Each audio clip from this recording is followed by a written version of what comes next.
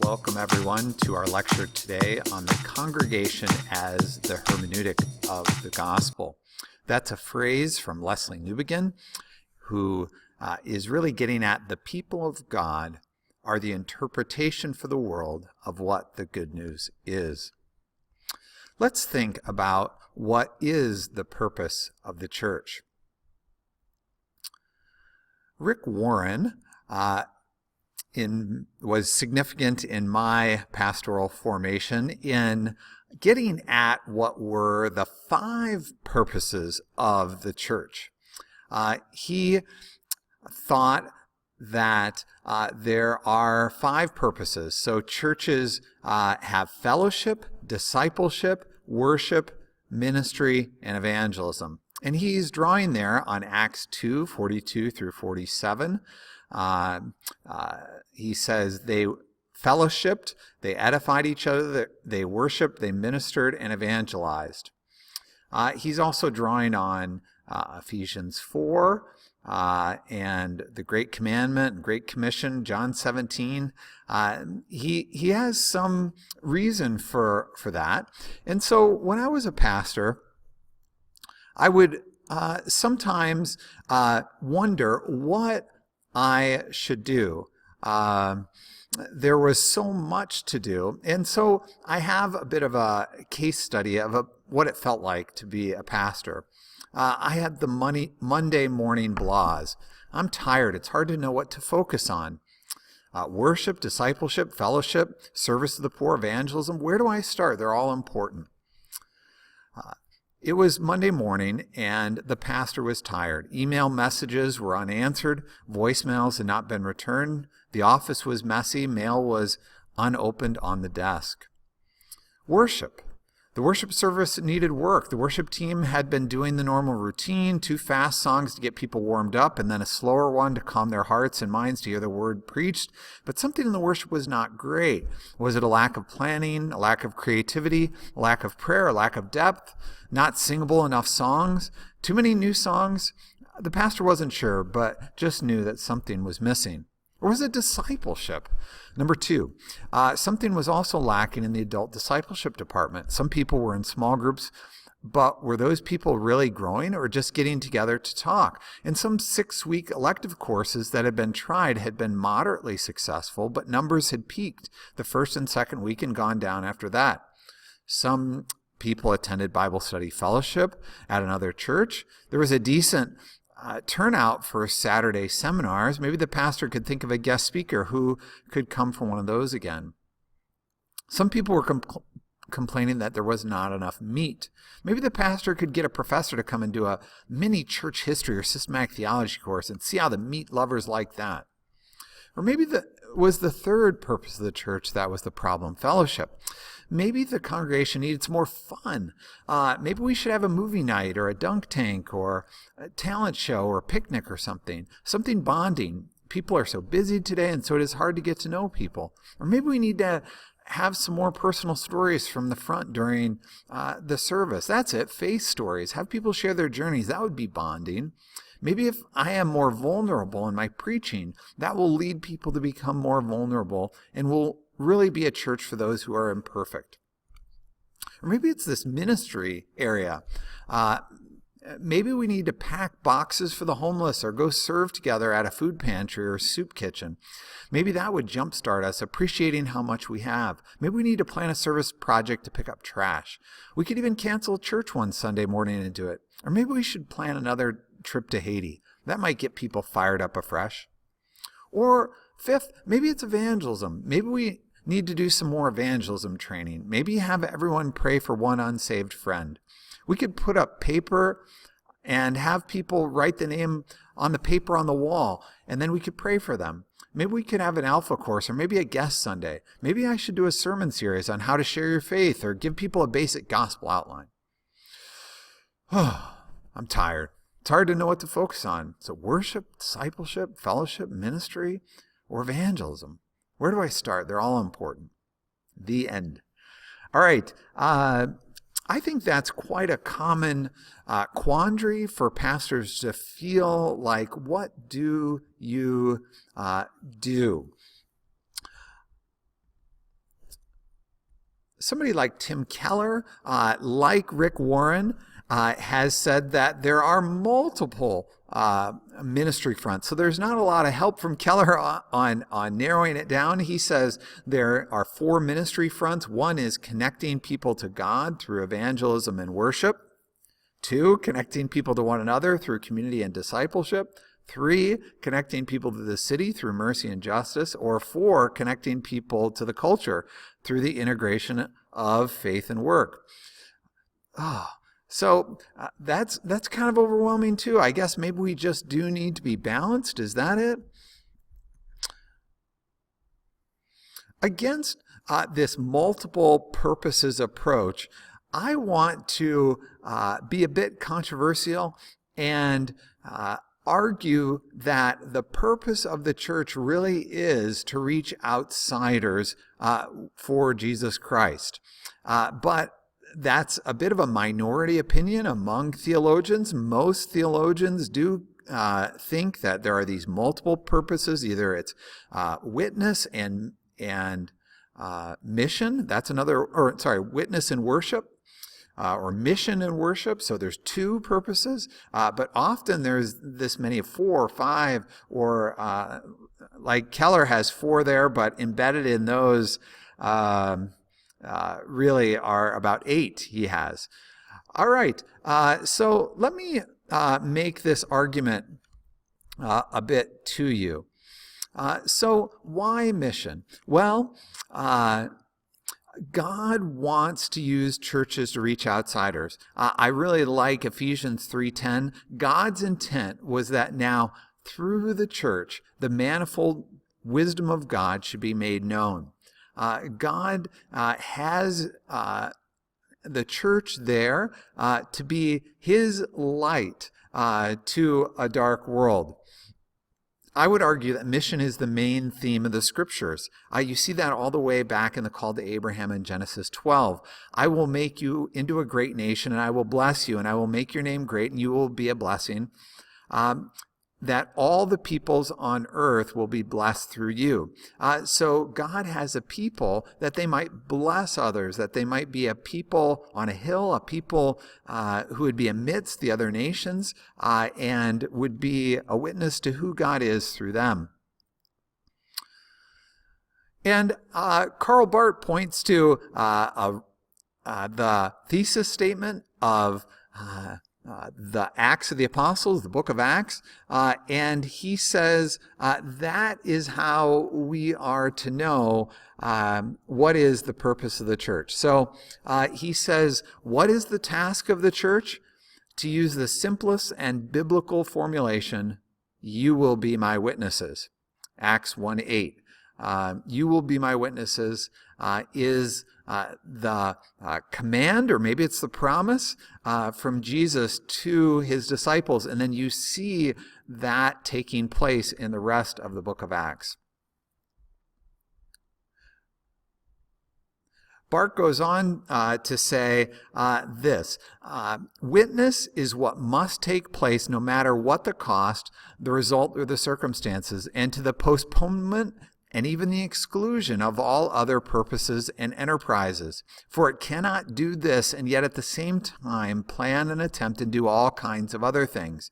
If it did not do this, it would not be the Christian community. So he uses the word witness. And perhaps that's just a more encompassing word of all the purposes that these other authors are trying to get at. And you can make an argument for that.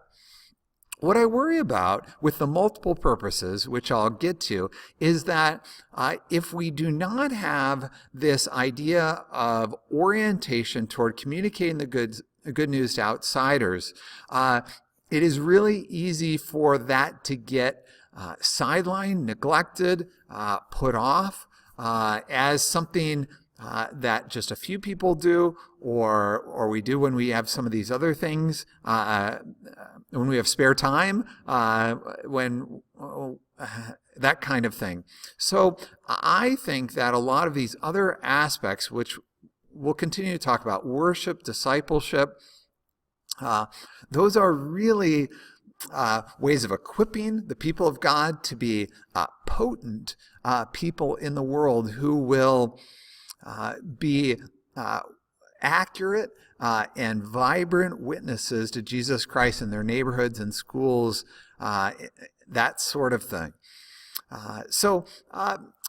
Another thing, just along this argument as I go, is that Karl Barth, in reading the Vatican II documents, the Roman Catholic documents in the 1960s, he notes that they, even in parts of those Vatican II documents, really get at that the church is to be missionary.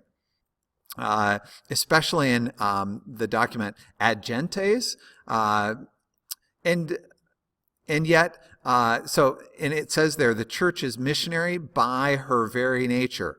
That's the Roman Catholic phrase. The church is missionary by her very nature.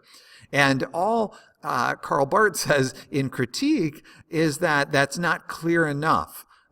He says, for example, how is this decree related to the Constitution on the church, to that on the church in the modern world, and to the Declaration on Religious Freedom? On the basis of these other documents, the reader is not prepared for the magnificent basic thesis of this decree, according to which the church is missionary by her very nature, and mission is the concern of the church because it is the church. So Barth just says, again, there's too much noise and not enough clarity about the importance of that. But I would argue that there is an ecumenical consensus there from the Roman Catholics all the way to evangelicals or Baptists about the missionary work of the church. Along these lines as well, we could do some evidence or present some evidence here about why this also just works. There is it's also the case that there is a strong relationship between the leader's time spent in evangelism and recruitment with the growth of a church. And it's not the same growth of a church necessarily. It could, with seeing outsiders hear the good news. I think that latter purpose is more important, that people far from God find Jesus. But church growth is close. It's close. It's a similar metric. It's definitely not the same metric. Again, you could sheep steal from other churches, and there might not be people hearing the good news. But anyway, it's hard to get statistics on these sort of things, but this is one study by Kirk Hadaway, Facts on Growth from 2010 through Hartford Seminary, the research there they have done. And it's really reputable, solid. I always think that sociological research that's a little boring and a little obvious is probably good, solid stuff, where as if it's really far-fetched and unbelievable, then it probably isn't true. So anyway, but this is interesting. He writes, Figure 31 shows the strong relationship between recruitment and evangelism and growth. The more time the leader spends in this area, the more likely is a congregation to experience growth. The most frequently selected response in all denominational families is that their leader only spends some time doing evangelism or recruitment, which may help explain why so many congregations are not growing. A congregation cannot presume that new people will somehow find their way to a congregation and eventually join. Recruitment efforts are essential for growth, and the leader of the congregation must be involved. Some leaders avoid such activities, but more often than not, their congregations are declining. So just an idea that this is an important thing to be focused on. And Hadaway goes on to at least just say again, this is not normative. Just because you read something that works in a statistic or a trend doesn't mean that you go off and do that. You need to discern and figure out if that's what God would want you to do. But Hadaway goes on, and he says that there were a number of activities with virtually no relationship to growth. The smallest correlation was with planning and leading worship, followed by administration, supervision, and committee meetings, and providing pastoral care. The lack of correlation between time spent planning and leading worship. Anyway, he goes on to say, but it's administration, leading worship, and doing pastoral care. Those don't lead to growth, and among pastors, or they don't correlate with growth necessarily, at least statistically. That's not to mean that those aren't important, but I do think that it is important for the leader, and I'm going to keep making this point through this lecture, to keep the congregation focused not just on the interest of the people already there, but on the outsider. And I think we see that statistically as well. Now, another thing that I'll just mention here as well is that this is a theme you will see in a number of theologians. So Miroslav Volf, for example, when he's looking at the book of 1 Peter, he says Christians have a mission in the world. They should conduct themselves honorably among the Gentiles so that they may see your honorable deeds and glorify God when he comes to judge. 1 Peter 2:12. Indeed, the purpose of Christian existence as a whole is to proclaim the mighty acts of him who called you out of darkness into his marvelous light. 2:9, 1 Peter 2:9. Instead of leading to isolation, this distance is a presupposition of mission. In other words, us drawing together as Christians is actually so that we might be differentiated enough so that people might see something good in us. So our withdrawal is not for withdrawal, but it's for formation and strength in Christ's likeness, so that when we are in the world, we will shine with Christ's light in us. Dietrich Bonhoeffer, a Lutheran theologian, also says things like this in all his books. He says it a little differently.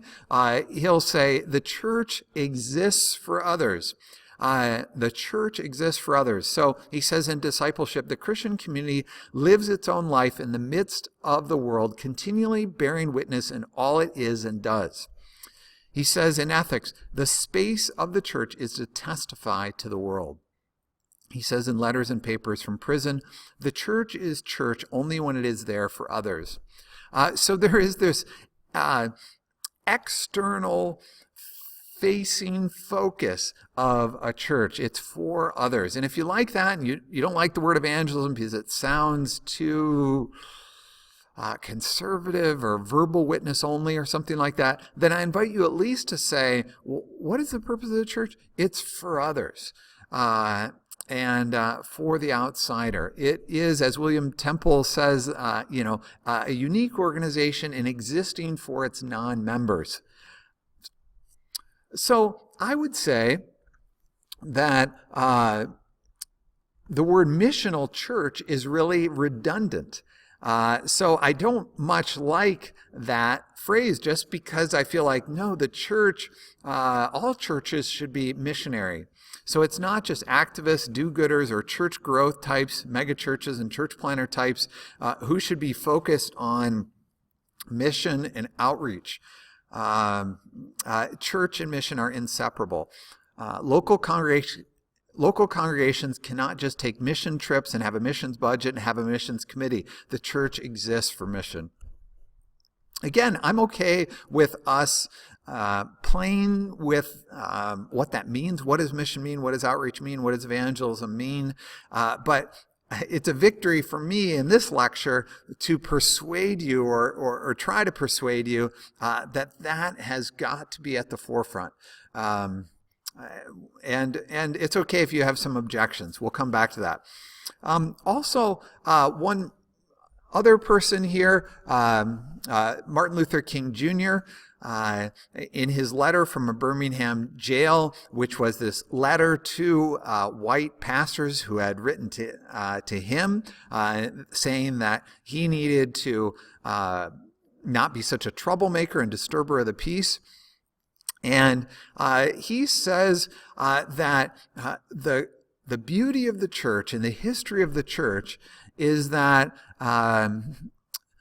he says, in those days, in the past, the church was not merely a thermometer that recorded the ideas and principles of popular opinion. It was a thermostat that transformed the mores of society.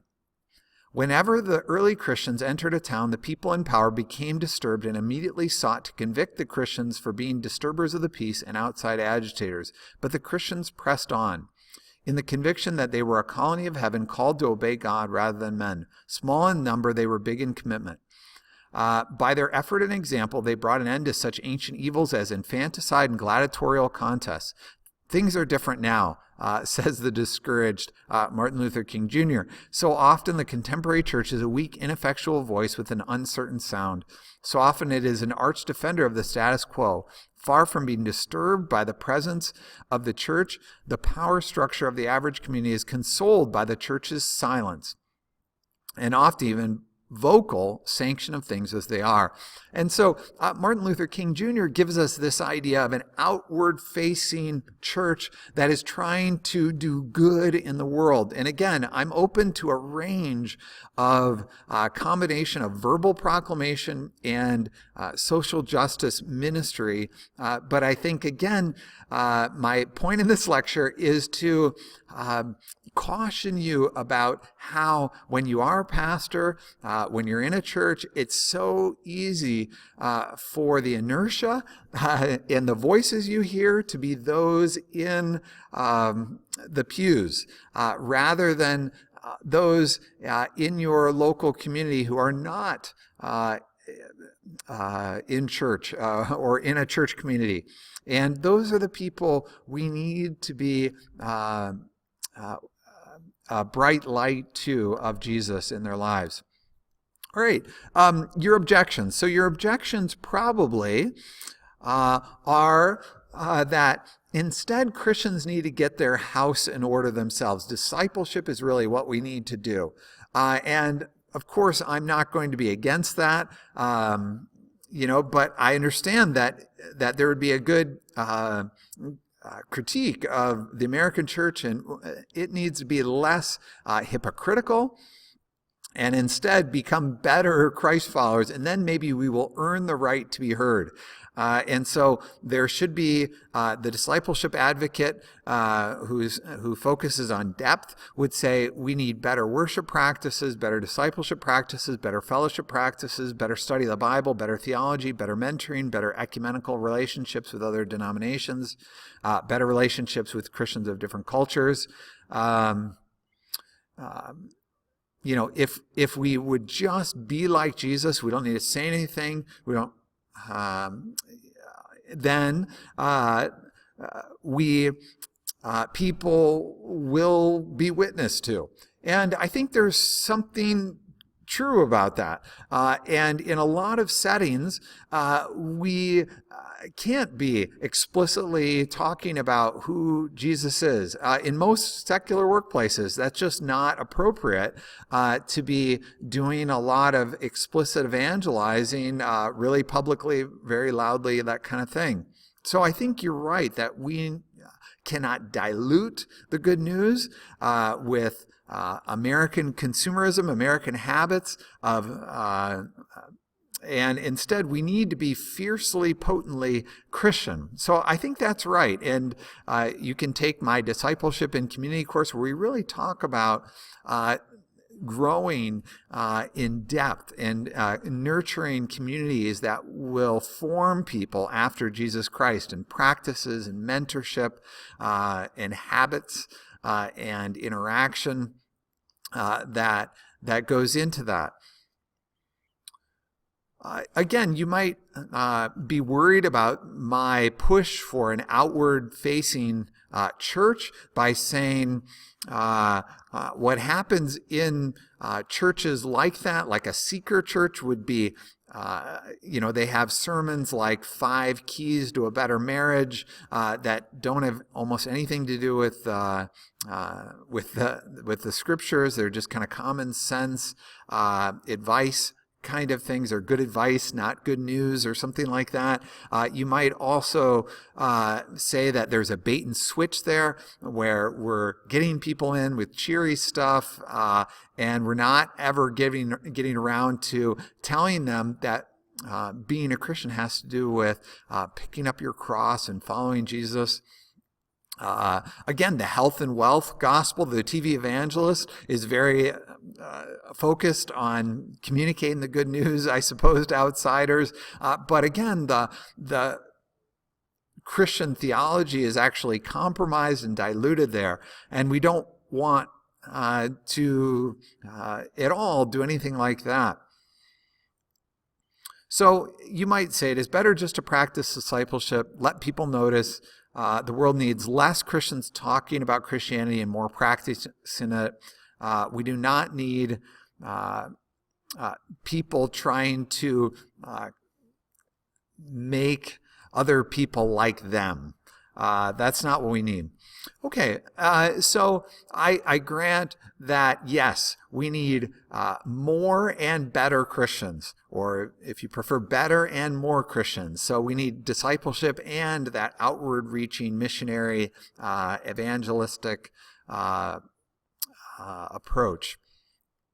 But let me just mention that part of being a disciple, or being a deep Christian, is being somebody who is merciful toward outsiders. Jesus says he's not just sent to the healthy, but to the sick. He says to go and make disciples. He sends his disciples out.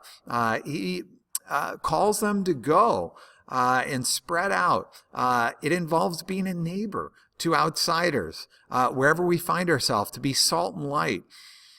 It's to be sent.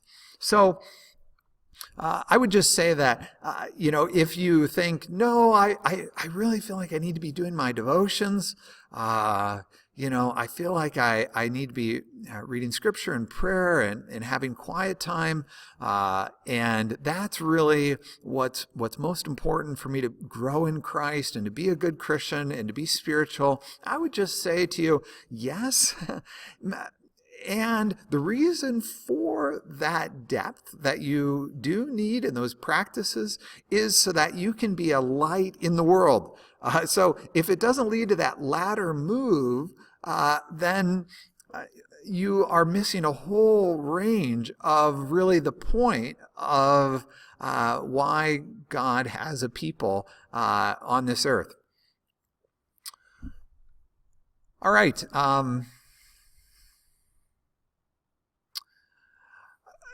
And a historical comment here that I want to make. Sometimes this isn't how the church is normally defined. And I want to just delve a little bit into that. So if you think about what is a church, well, in most Protestant circles, what you think of as a church is a place where, first of all, it's not a place, right? This is not correct that this is the church, this is a steeple, open the doors and see all the people. That's really not at all right? So it's, this is the church, and the people, so who cares about the steeple, right? All right, so the church is the people of God. Anyway, the other thing that, besides the church not being a building, is that often we understand a church to be where you hear preaching and where the sacraments, the Lord's Supper and baptism, are practiced. And we get that from Augsburg Confession, Article 7, which was this thing done by Melanchthon, this worker, theologian, who was Martin Luther's friend, and it's part of the Lutheran Protestant heritage. And the church is defined as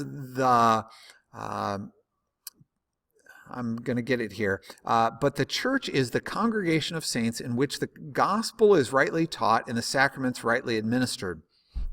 And what Luther and Melanchthon were getting at there is they were saying the true church was their Lutheran churches where the preaching was rightly done and the sacraments were rightly practiced. So unlike where the corrupt Roman Catholic Church at the time, the gospel wasn't preached rightly. It was preached rightly in their church.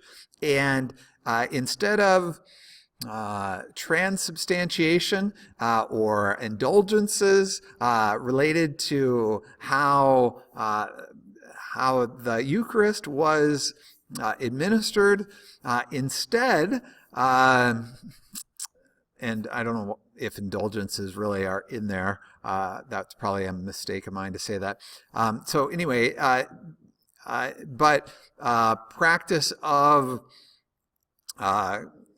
communion done correctly, the Lord's Supper done correctly, that's where the true church is. So that's what their point was. It was kind of a Protestant point. The problem is that we have grown to see that as the definition of the church even today. And that has a couple problems. And one of them is that where is the church? It's where it's rightly taught. Where the gospel is rightly taught and where the sacraments are rightly done, it puts a huge emphasis on theological precision. And so that's kept Protestant theologians in business for the last 500 years, is trying to figure out the right ways to do things. And it's led to all this division, right, among Protestants. Because if you doubt that the gospel is being rightly preached or the sacraments rightly being practiced, then you better jump ship and start a new church because the previous one is not a church. Now, that's not a good definition of the church in the New Testament, I would say.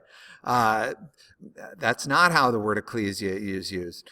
You are not thrown out. The Corinthians and the Galatians were not thrown out for they were not called not an ecclesia if they didn't do something right. That's not the way it happens. There's actually quite a low bar to be called an ecclesia in the New Testament if you think about the church at Corinth and the church at Galatia. So instead, there's an encouragement to improve and to correct error. And there isn't this idea of damning and denying and delegitimizing and taking people's accreditation away. So another problem is that this definition, this Augsburg Confession definition of the church, is that remember the definition is that if the word has been rightly taught and the sacraments rightly administered, one problem is that theoretically, like a priest, a pastor in front could do it all, and there need not be anybody in the congregation at all. Does that make sense? So like a priest in an empty cathedral in Europe could preach a right sermon and administer the sacraments rightly, and he'd feel like, pat on the back, I did a good job. And they haven't done a good job. That's not a good way of deciding whether you've been a good church leader or whether your church is a church. Instead, it's whether people are being discipled, whether the Great Commission is occurring, whether there are more and better disciples being developed. So again, the other problem is that this definition of the church, whether it's all in a building for once, and it has to do with it's just an education function for those who are already Christians, right? So if I've preached a sermon rightly and I've administered the sacraments rightly, that has nothing to do with reaching outsiders. It just assumes that that's not really of a concern for us.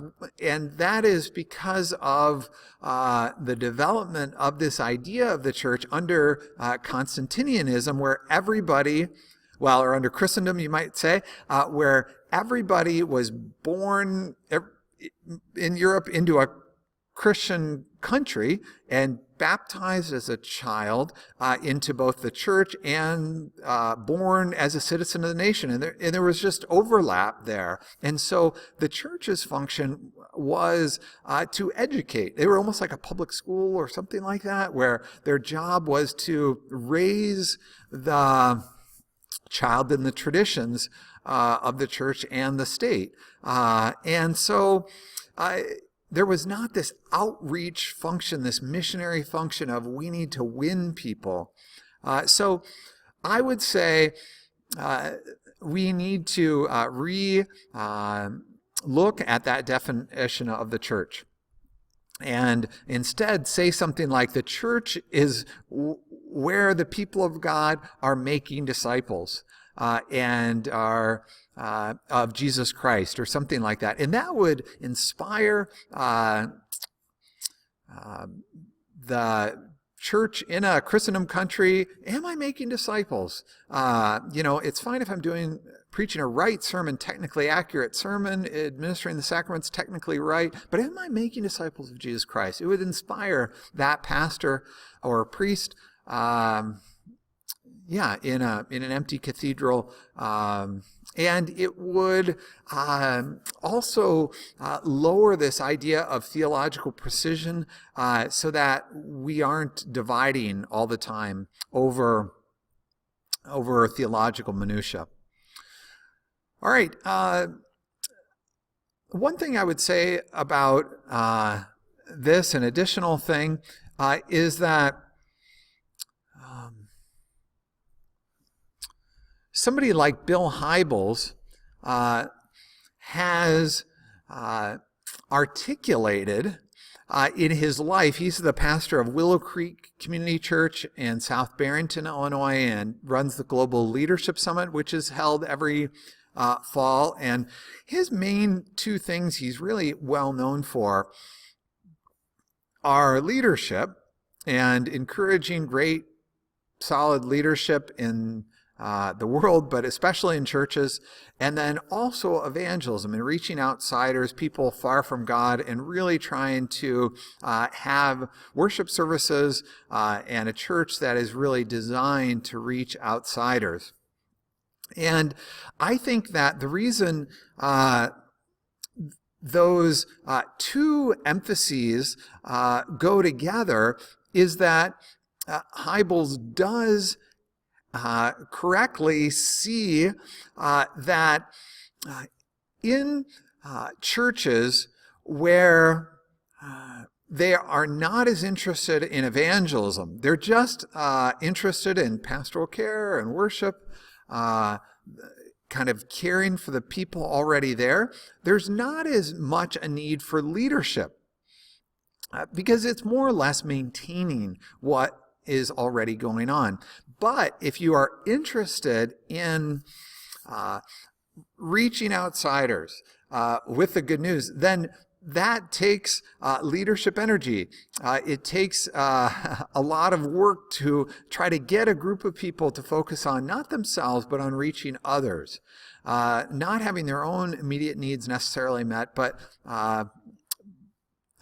reaching outsiders. And so I think even Hybels, I don't think, quite recognizes to the extent to which theologically those two things are actually tied.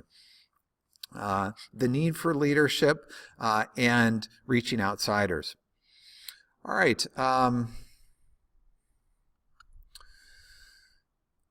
Another thing that we need to talk about briefly along these lines is how to think about church leadership as we think about a congregation. And the traditional way to think about this is to say there is a threefold leadership in the church. And if you think about the Roman Catholic Church, that might be the easiest way to think about it. You've got bishops, then you've got priests, and then you have deacons. That might be one way of thinking about it. You've got kind of these layers.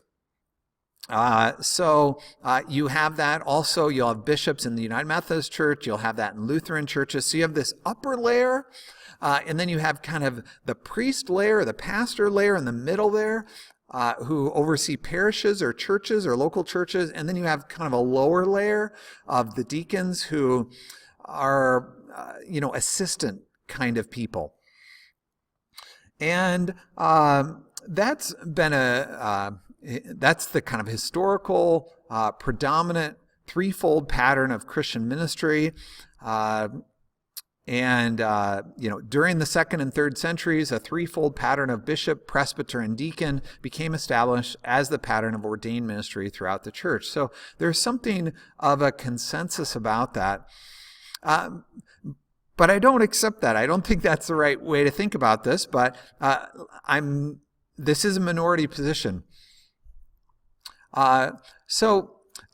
Oftentimes, what a number of the next stage, I would say, that many other Reformed people have said is they've said, no, that's actually not quite right. We need to look biblically more carefully at this, and there's not that top layer, that bishop layer who is over top of the priest pastor layer. Actually, those are the same layer, they would say. So they squash down those bishops and overseers down into that priest layer with the pastors. And they say that elders and overseers were the same thing. So there's two different words there. The episkopos are the overseers, and then the presbyteros are the elders. And those are being used interchangeably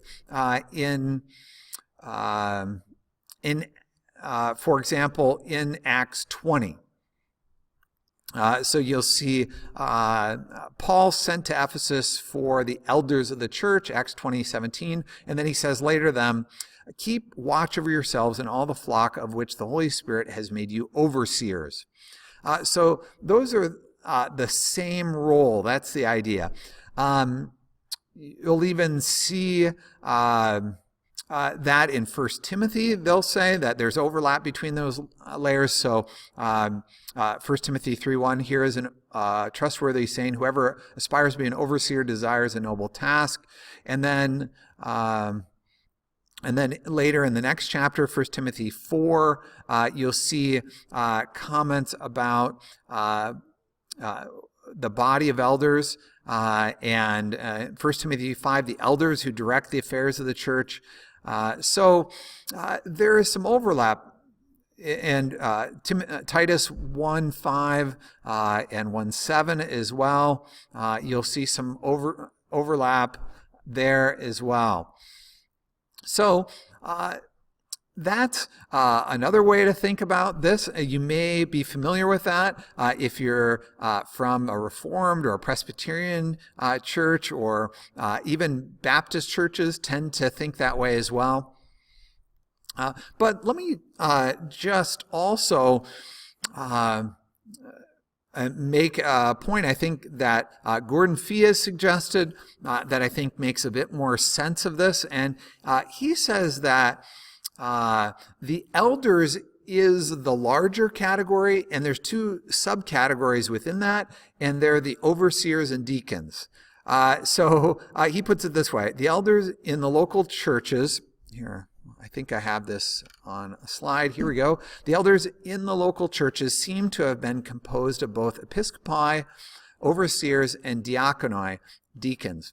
Or he puts it another way, in another publication, he says, quote, the term elders is probably a covering term for both overseers and deacons. In any case, the grammar of Titus 1:5 and 7 demands that elder and overseer are interchangeable terms, as in Acts 20:17 and 28.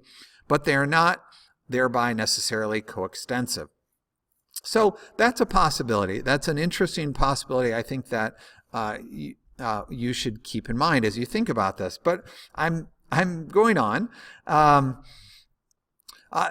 There's a huge problem with all of this, though, and that is that if we just do a word study on elders,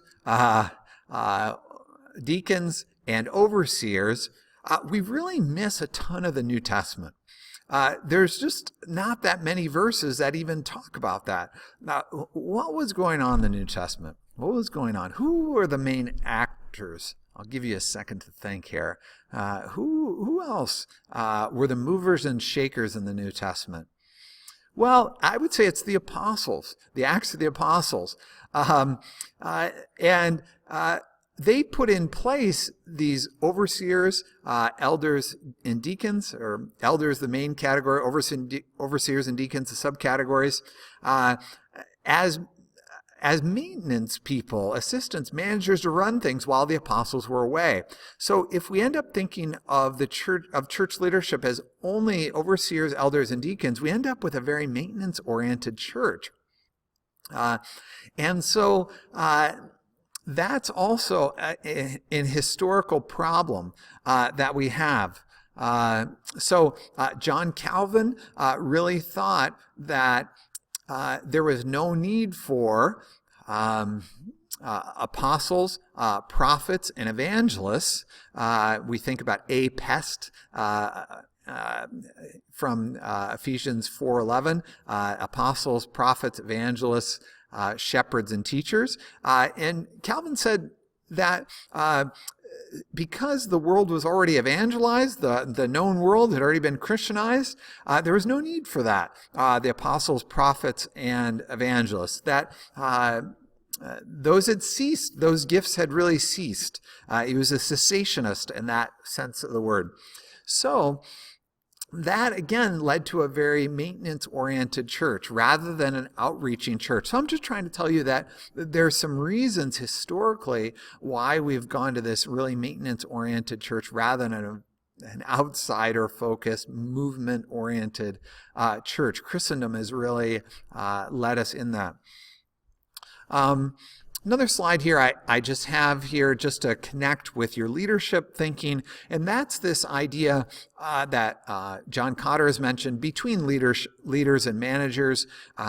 He says you should have both, and some people can do both, but leaders set a direction, align people, motivate people, bring change, and on the other hand, managers plan and budget, organize and staff, control and problem solve, maintain stability. And I'm trying to say to you, the apostles are in the leadership column, Paul and Peter, and then on the other side here are managers, and I would say that's where you would have the overseers and the deacons, elders and the overseers and deacons.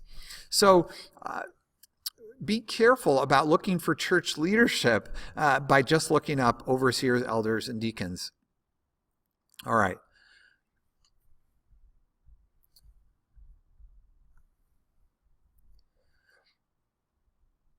So I'm drawing there too on another quote by Gordon Fee, and he says, he's a New Testament scholar, and he says, leadership was of two kinds, and it is not elders and deacons as we often think, nor those who minister to spiritual needs and others to physical needs. Again, that's a bad reading of Acts 7, that it's elders and deacons. Those people are not called deacons in that passage. So on the one hand, there were itinerants, such as the Apostle Paul and others, who founded churches and exercised obvious authority over the churches they had founded. On the other hand, when the itinerant founder or his delegate was not present, leadership on the local scene seemed to have been left in the hands of elders. All right, so that really is the two kinds. All right. Let's keep going. The textbook definition of leadership from Peter Nordhaus, which you may be familiar with from a leadership class, is that leadership is a process whereby an individual influences a group of individuals to achieve a common goal. And I really like that. And If that's the case, let's think about being a good leader of a church. A church leader is an individual influencing a group of individuals, so that's the rest of the church, to achieve a common goal. And I think that is to witness to Jesus Christ. Let me also just say that this is a similar definition that Nordhaus gives to what some other people have done. So like somebody like Dwight Eisenhower says, leadership is the art of getting people to want to do what must be done.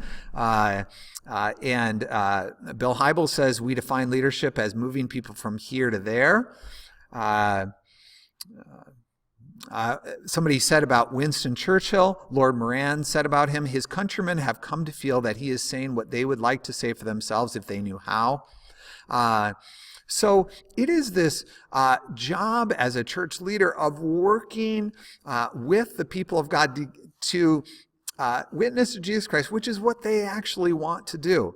So it's helping a community to accomplish what they truly do want to do.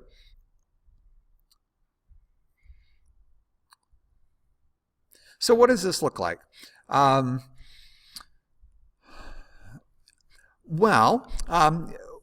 We have been talking about this throughout this course. So there is the very evangelistic church that really emphasizes the verbal proclamation. So that would be a church that is seeker-driven on the weekends. So you would think about something like Willow Creek, which we've mentioned, Bill Hybels' church, or Andy Stanley's church, North Point, where the weekend service is really trying to make the church a place where non-believers want to attend. And they are trying to make their worship services fun, accessible for an outsider. So that's one way of doing it. Another thing we've talked about in the past, a church having the Alpha course on a weekday. They have perhaps a traditional weekend service, but on a weeknight, or they have a lot of people come in who are far from God or exploring Christian faith and experience God through, or explore God through a course like the Alpha course, which is really designed for them. But either way, in both those cases, so that would be like Holy Trinity Brompton in London, England, where they started the Alpha course. But either way, there's a definite prioritization about communicating the good news to outsiders, whether it be on the weekend, like Andy Stanley or Bill Hybels' church, and then their midweek stuff is really discipleship oriented for Christians to help them grow in depth, whereas the opposite is the case with Holy Trinity Brompton, where you have a real emphasis with the Alpha course during the weekdays, and then you have the weekend services are more oriented toward people growing in faith for Christians, so less emphasis on them being accessible. So I think either way, there's some good focus there on reaching outsiders. There definitely are, however, problems that can occur with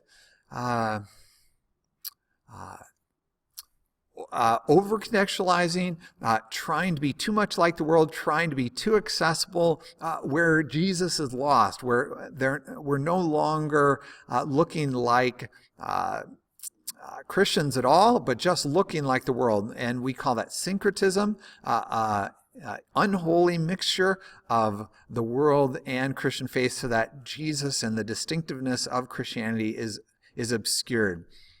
So that's always a perpetual balance in missiology, of balancing accessibility with faithfulness, and not going to over-contextualization, syncretism, and neither going to withdrawal in inaccessibility.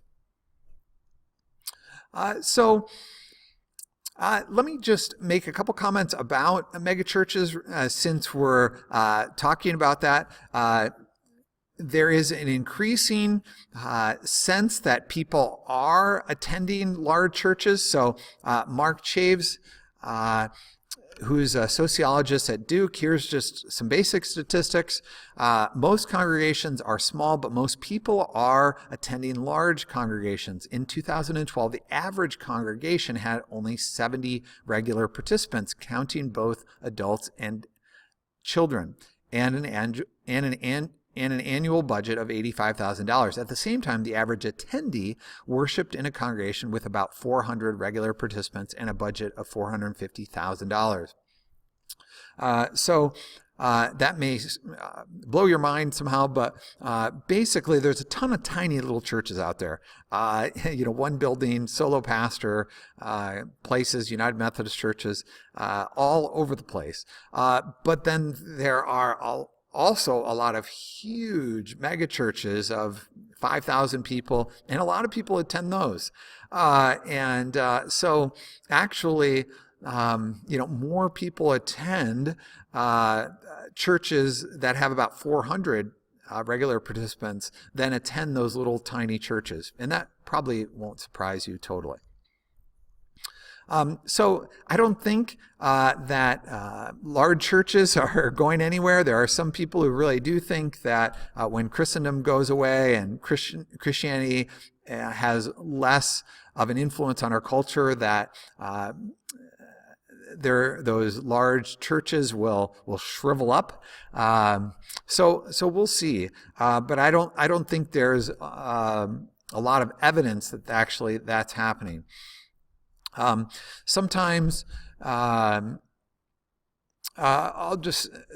people point to the Reveal study, Willow Creek, a number of years ago, in 2007 or so. Willow Creek did a survey of their own congregation, and they wrote a book about it, and it sort of revealed that what they thought it revealed is that they weren't doing a good job of discipling people. But the people who did the study really weren't sophisticated in their use of statistics, and so they didn't do a very good job. And so somebody like Bradley Wright, who's a University of Connecticut sociologist, looked at what they had done, and he found that the statistics and data really didn't back up that conclusion. So they had done things like ask people where they were on a scale of spiritual vitality, and if people said, really, really close to God, always in touch with Him, that was at a certain level. And then if they said, I continue to be in love with God, but I still have my struggles or something like that. And then there was another one was, I'm walking with God and enjoying Him, but still have doubts. And then there was I'm spiritually dead or something like that. And they put a lot of emphasis on that first category, really getting to people so they would self-identify as really, really close to God. And anyway, it threw off some of their studies, because most people who are spiritually alive are more nuanced when they describe their Christian life. So there's just a number of things that they did not do a great job of talking about. So anyway, Willow Creek announced that this study, and then in the end, the people who were part of that moved on from Willow Creek. It was kind of a fiasco, and I would just say that the studies don't show that megachurches necessarily do a terrible job at discipling people. So at least statistically, I still have not seen that. So I would urge you to be skeptical as well. Again, Another statistic here about the growth of megachurches. Despite occasional news reports that large churches are a boomer phenomenon and are now in decline, a steady growth pattern remains evident, with these churches averaging 8% growth per year for the last 5 years. Thus, the stated average attendance for these churches grew from 2,604 in 2005 to 3,597 in 2010. So that's a study, another one from Hartford Seminary, Scott Thuma and Warren Bird.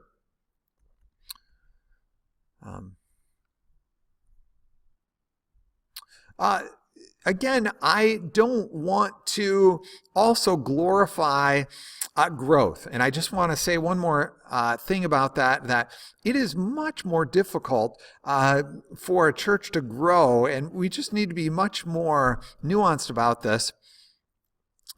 If a church is in a declining area where, all the kids who graduate from high school are eager to get out of there and go to college or run or just escape because it's the whole community is just in decline.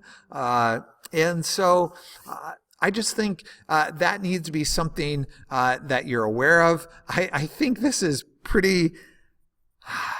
I was going to say damning. That's not really the word, but this is revealing.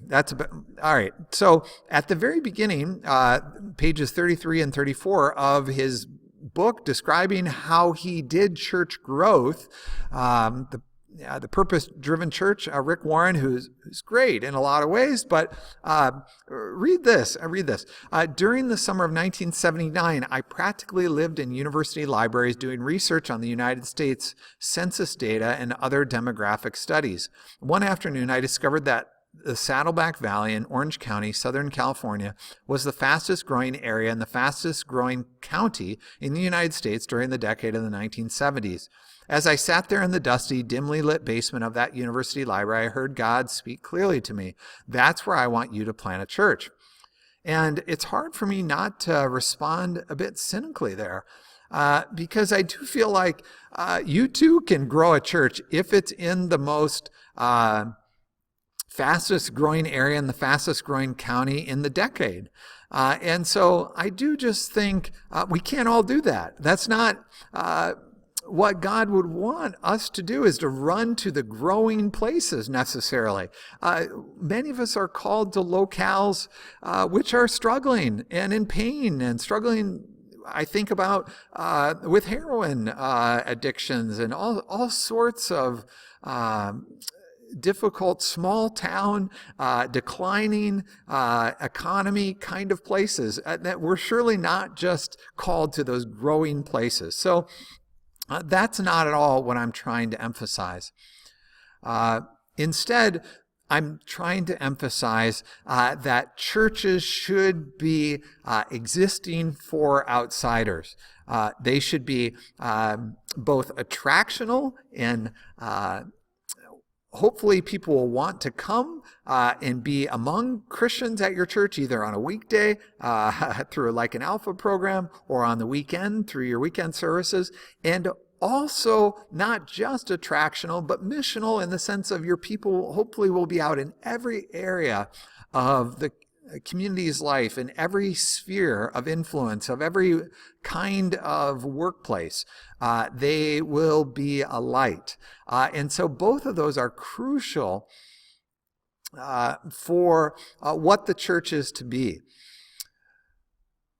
So there's centripetal force of come and see, and centrifugal force of go and tell, and to be out in the world. I would just mention as well that megachurches need people like you all. So I've heard some megachurch people say to me, I would love to have Bethel Seminary grads, but they need to be people who would actually attend our church. We wouldn't want to have people on staff who really don't believe in seeing outsiders come to Christ as passionately as we do. If they're really focused on theological precision,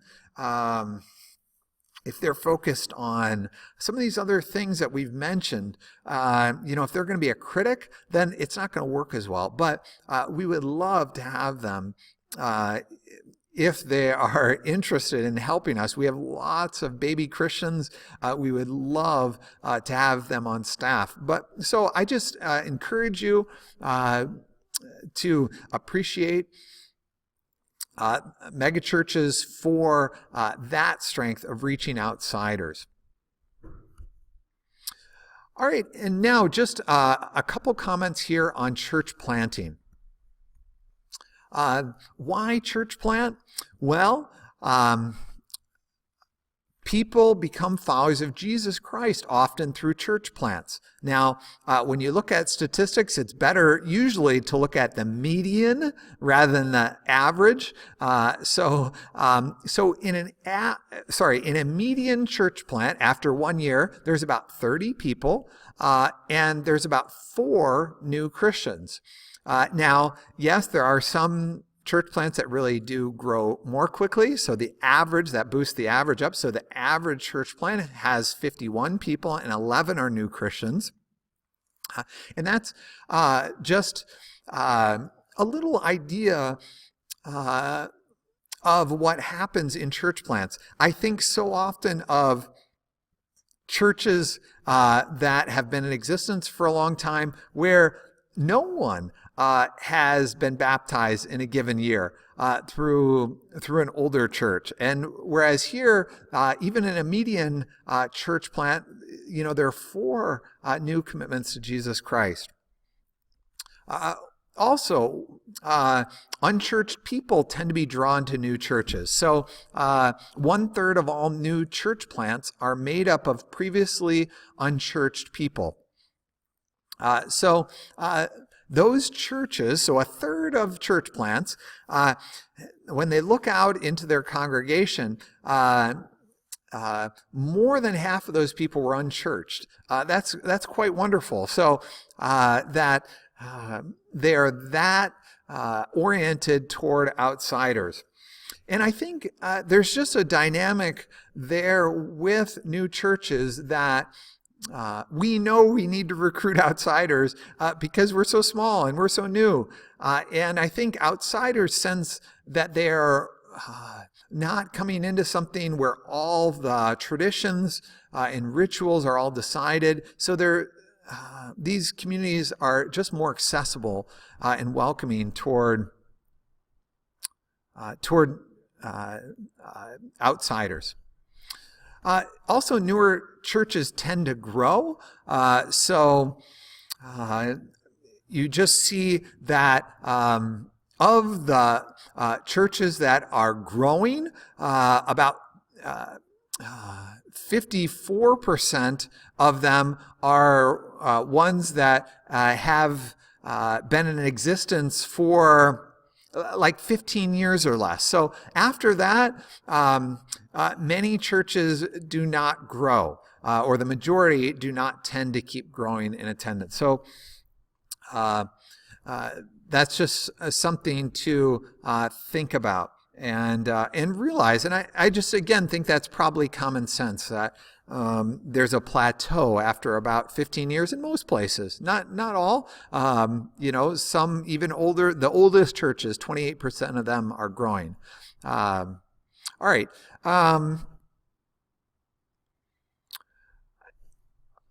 I like the attitude that we see in the Apostle Paul in 1 Corinthians 9:22. I think this is really quite key to Paul's mentality. He says, I have become all things to all people so that by all possible means I might save some. And we're going to talk about that as being a missionary mindset. But I like how Gordon Fee describes this. He says, Paul's first concern is whether the gospel itself will get its proper hearing. The apostles' actions, which appear to be inconsistent on a kind of tactical level, have integrity at a much higher level, at a strategic level. They're all trying to see that people might be saved, that they might hear the good news. I think new churches have that flexible mindset of we will, do anything, or we'll be flexible and adaptable. We want to see people become Christians. So they will toy with different experiments. We think about somebody like Jim Collins, a leadership person, talking about businesses, and a best practice is to fire bullets than cannonballs. In other words, to try and experiment with a bunch of things to see what works. A bullet is an empirical test aimed at learning what works. So they'll try things and they'll measure to see if it works.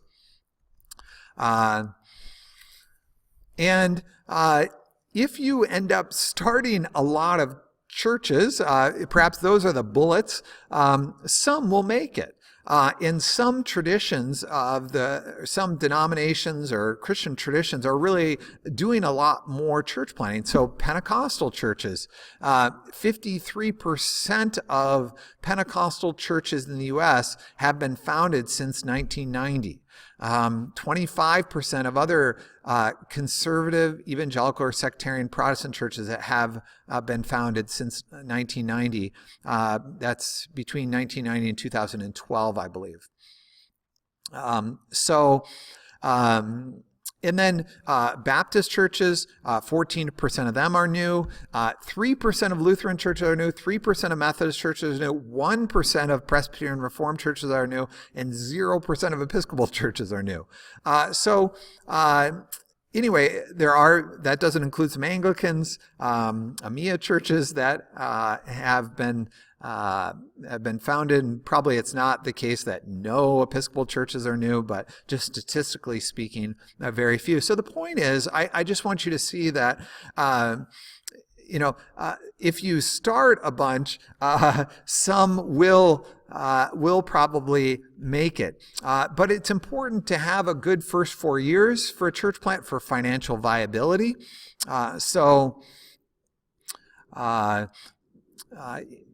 If some churches are financially viable, 23% in the first year, then another 8% the next year, another 13% the next year, another 14% the next year. After that, it gets down year 5, 6%. So it's great to be financially self-sufficient after the first year, but it probably needs to happen in the first 4 years. So it's great to get some seed money to get rolling, but then a church does need usually to to get its own momentum rolling. New businesses also are like this in that they have great potential for huge growth. So this is a study of small and new businesses and entrepreneurship. And these economists write, we find that conditional on survival, young firms exhibit substantially higher growth than more mature firms. This pattern is robust to controlling for firm size, and it clearly indicates that the fastest growing continuing firms are young firms under the age of 5. Firm startups account for only 3% of employment, but almost 20% of gross job creation. So they have huge potential. New startups, and we've heard lots about startups, but they also are very volatile. However, young firms have a much higher likelihood of exit, so that job destruction from exit is also disproportionately high among young firms. Consistent with this pattern, we find that young firms have very high job destruction rates from exit, so that after 5 years, about 40% of the jobs initially created by startups have been eliminated by exit. So I would just say that volatility you see, for example, in the book of 1 Corinthians,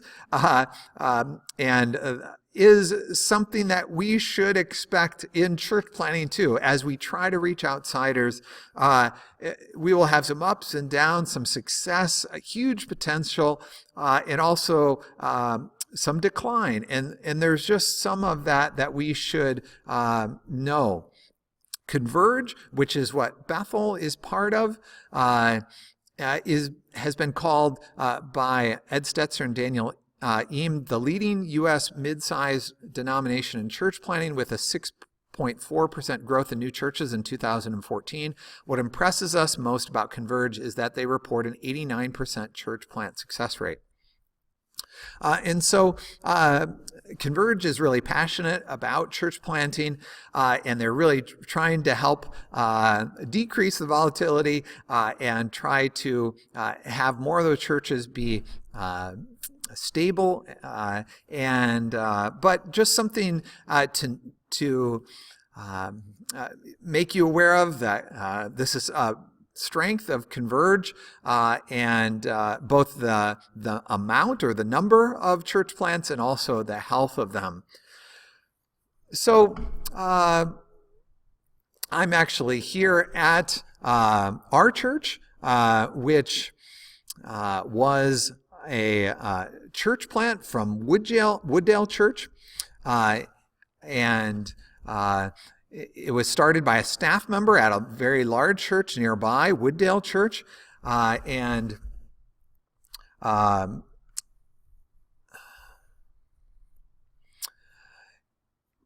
about 12 years ago. And that's a really good example of how church planting is really done today. Going from a strong church where there's somebody on staff who's learned what a healthy, strong church looks like and feels like, they go and then plant a church nearby with training and success and emotional support and social support of the mother church. And then soon they're viable and are independent. And I think that's really how most churches are successfully planting nowadays, is planting with that high birth weight type planting, where there are people from the mother church who agree to start the church plant. And then we, too, have seen a lot of people become Christians through City Church. And my wife is a pastor on staff here. So that's a little bit about the congregation being the hermeneutic of the gospel to outsiders, and just a little bit about what that looks like.